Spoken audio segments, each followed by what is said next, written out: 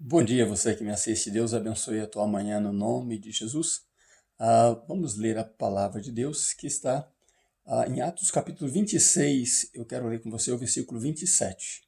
Ontem eu prometi que um dia eu contaria um testemunho desta imagem que você vê atrás. E hoje eu quero falar exatamente deste testemunho. Esta imagem que você vê atrás é a imagem de um juiz da Suprema Corte aqui, né, da Corte de West Palm Beach.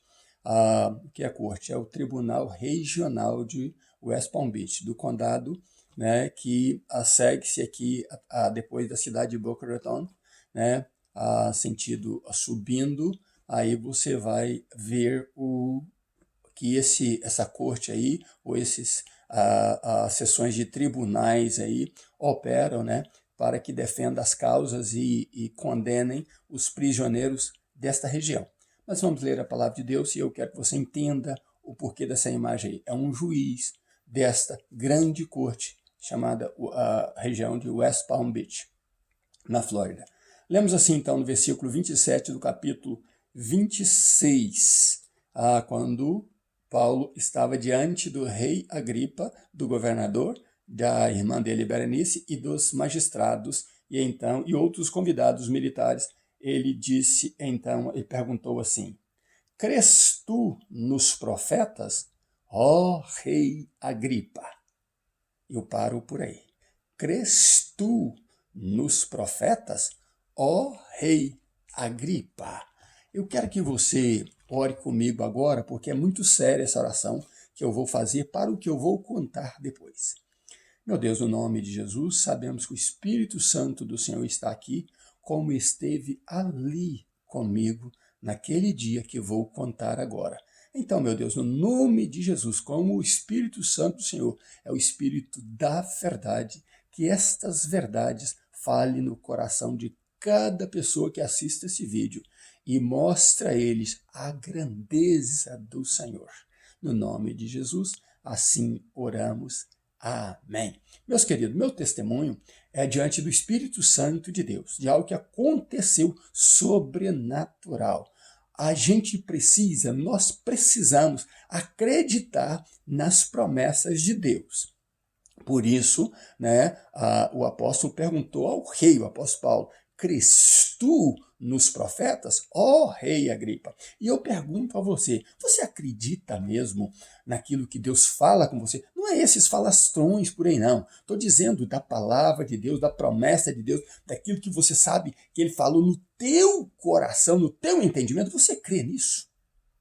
O título da mensagem de hoje é: Eu estava lá quando Deus parou o julgamento.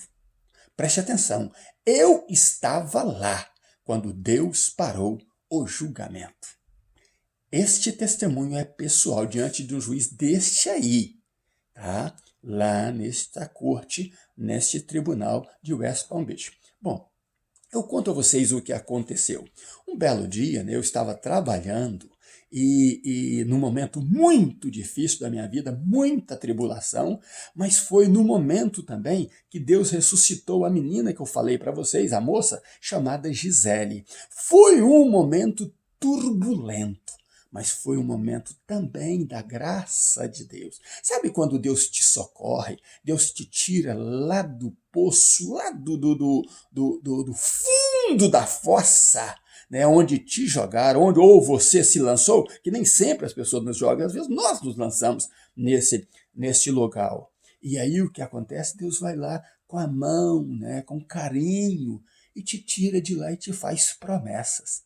E neste período, o Espírito Santo de Deus ali trabalhando, ele diz assim, e num período humilde da minha vida, humilhado, ele diz assim para mim: eu irei te honrar diante dos homens. Vamos ao fato, então. Eu lembro dessas palavras como se fosse agora. De repente, eu estou no meu escritório já trabalhando, logo depois disso, e quem chega ali? Francisco José Sabino. O Sabino chegou e me contou uma história dizendo: pastor, eu recebi um oficial, ele morava no condado de Palm Beach, na cidade de Boca Raton, propriamente não Boca Raton, Boynton Beach, ou Delray, me parece, porque as cidades aqui são muito juntas. Então, Delray Beach, para ser mais próprio. Ele então diz, pastor, eu recebi um ofício da justiça. E eu disse, que ofício é esse? Ele disse, pastor, não sei o que fazer. Eu estou sendo acusado de estuprar uma criança de 7 anos de idade. Mas a criancinha parecia ter 5, de tão raquítica que ela era. E eu disse, como isso aconteceu? Ele me contou o fato. Então eu fiz 3 perguntas para ele, porque ele disse assim, pastor, me falaram para pegar minha mala antes que me prendam e fugir para o Brasil. Então eu fiz as perguntas para ele e ali estava o Espírito Santo de Deus. Quando você fala, você, pastor amigo, chama o Espírito Santo de Deus para estar perto de você, como eu estou falando agora nesse vídeo. E o Espírito Santo de Deus estava ali. Eu perguntei, Sabino, você estuprou a criança? Ele diz, claro que não, pastor. Eu perguntei de novo, Sabino, você estuprou a criança? E ele diz, pastor, tu me conhece, você sabe que eu não estuprei. Eu disse, Sabino, eu não sei nada, eu não estava ali. Só você estava ali ou não estava ali no momento que a criança foi estuprada. Vou te perguntar pela 3ª vez e quero uma resposta tua para que eu possa te ajudar. Sabino, você estuprou a criança? E ele diz, não, pastor, eu não estuprei a criança. Oh, glória a Deus por isso. Então eu disse, Sabino, o Espírito Santo de Deus está aqui. Eu vou te ajudar. E você não vai fugir porque inocente não foge. Se você fugir, nem você provará para a tua consciência a tua inocência. E o Sabino então disse, o que vamos fazer, pastor? Eu atravessei a rua, procurei um ex-juiz. Aqui, ex-juiz continua sendo juiz com honraria. Só que agora ele estava advogando e fui eu que o apresentei para a comunidade brasileira, para que ele advogasse muitas causas aqui. E ele se tornou meu amigo. Eu comprei o templo da igreja na mão dele na época. Então, o que acontece? Ele diz o seguinte, qual é o problema? Contei para ele o problema, ele diz, pastor, ele vai precisar ser preso para que então nós tenhamos um caso, porque o caso ainda não foi formatado, nós não temos como defender nada. Esperemos. E o Sabino então foi para casa esperando ser preso. Ao ser preso, ele disse ao oficial, deixa eu falar com o meu pastor, e como o pastor aqui é uma figura honrada, como ele deveria ser em toda parte do mundo, mas hoje os pastores não se dão a esta honra, né? Eles fazem coisas muito erradas e por isso são desonrados, não são honrados como deveriam. E ele então pede e o oficial permite que ele ligue para mim e ele diz, pastor, estou sendo preso. Eu falei, então, em 4 horas ou mais, segue o teu caso. Fui ao juiz, né, o advogado dele, que eu apresentei, John Gariossi, e disse a ele acabou de ser preso. Ele disse, então, em 4 horas para frente, teremos um caso. No outro dia, já tinha um caso completo com a primeira corte. Este é o assunto do momento. Eu estava lá quando Deus parou o julgamento. Bom, nós fomos então no dia para a corte, chegamos ali, tinha 14 ou mais prisioneiros ali de alta periculosidade, algemados mãos e pés. Eles ligam a algema nas 2 mãos, na cintura e nos pés desse tipo de prisioneiro para que eles compareçam diante do juiz. Então eles não têm nenhuma ação além dos policiais ao seu lado, um de cada lado. O que acontece, além de muitas outras polícias espalhadas na corte, né? Uniformizadas e não uniformizadas. E ali, então, estávamos diante do tribunal, quando o John Gariossi, outros advogados falaram, muito prisioneiro, muito magistrado, muito público, um público ali abarrotado, porque cada família daqueles prisioneiros estavam ali para ver os seus julgamentos. E então estava ali o Francisco José Sabino. E o que acontece? O John Gariossi, então, é convidado a falar com a honraria de um juiz como esse. Ele diz, senhor juiz John Gariossi, era o senhor que era para estar sentado aqui na minha cadeira. Bem-vindo à minha corte. Bom, o John Gariossi, então, né, diz para eles o seguinte, para o juiz, senhor juiz, eu não conheço o réu. Mas existe alguém aqui dentro desta corte que conhece o réu mais do que eu. O juiz parou então o julgamento e disse, quem é esta pessoa que conhece o réu mais do que o Senhor? Ele diz, é a pessoa do pastor Riva Martins. Ele está presente aqui na corte e ele poderá falar a favor do réu. Ótimo, meus irmãos. Neste exato momento, eu estava ali com um terno e sentado no meio do público, porque eu ainda não tinha sido chamado para depor. O juiz para o julgamento e pergunta: onde está o pastor Riva Martins? Na minha corte. Porque cada corte aqui pertence ao seu juiz.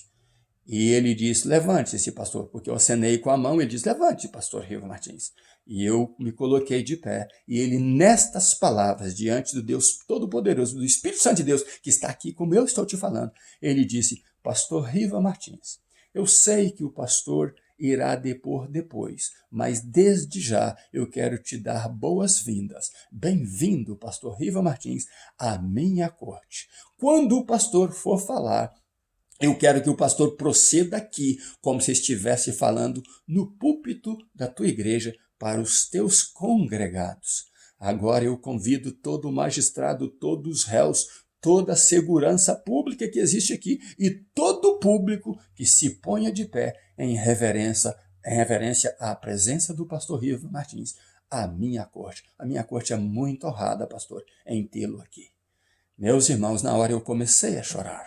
Foi o momento que Deus parou o julgamento para cumprir a promessa dele, que ele havia me dito dias passados: eu te honrarei diante dos homens. Só que eu não sabia que seria assim. Eu não imaginava que seria assim. Por isso eu chorava. E eu posso depois desdobrar esta palavra. Deus, trabalhando na minha vida e Jesus me falando o que eu deveria fazer para livrar o Sabino desta condenação. Esse juiz que está aqui atrás está acabando de condenar a um homem a sentença perpétua, a prisão perpétua, por um crime de assassinato. A corte de West Palm Beach é uma corte séria. O momento é um momento sério. Você tem que proceder com muita reverência. E neste momento, o Senhor Deus me honrou naquele lugar com a honraria do juiz, o magistrado-chefe ali, o dono da corte, aquele que define a história de vidas, de prisões perpétuas e de muitos anos de prisões. O Sabino poderia pegar aproximadamente de 25 a 30 anos de prisão. E Deus nos coordenou. Deus ia falando comigo passo a passo e me dando visão do que ia acontecer para que o Sabino fosse livre de uma condenação onde ele era inocente. E se você vê o desdobrar deste fato, e eu posso contar isso em testemunho depois, como Deus me usou para arrancar o Sabino da prisão. E eu quero dizer para você que Deus me deu a honraria do consulado brasileiro, do cônsul de Miami, pedir a mim que interferisse na condenação no nome dele pelo Sabino, porque nem ele, como cônsul, foi ouvido pelo juiz. E glória a Deus, eu tinha a liberdade de ligar para o juiz para falar com ele. Então eu quero dizer para você que quando Deus decide te honrar, quando Deus tem uma promessa de honra para você, Ele irá cumprir na tua vida, mas você não pode de maneira alguma, como esse que está te falando aqui, perder a humildade. Mesmo sendo honrado numa corte de justiça, eu sou um simples servo de Jesus. Para quem não sabe, eu sou representante aqui da cidade do Partido Republicano. Eles me mandam mensagens todos os momentos do partido, das decisões do Partido Republicano, que é o partido do Donald Trump, do Bush, e de muitos outros aí da família Bush. E eu quero dizer para você, do ex-presidente Ronald Reagan, e eu quero dizer a você que nada disso me faz sentir que eu sou maior do que ninguém. Muito pelo contrário.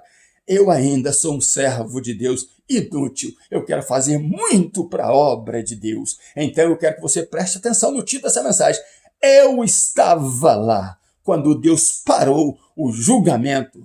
E esse julgamento foi parado por minha causa, porque Deus prometeu e cumpriu me honrar diante dos homens, parando uma corte e fazendo com que um juiz me desse boas-vindas à sua corte e colocasse todos ali a reverenciar a minha presença ali, porque eu não sou grande. Grande é o Deus que para tudo por você.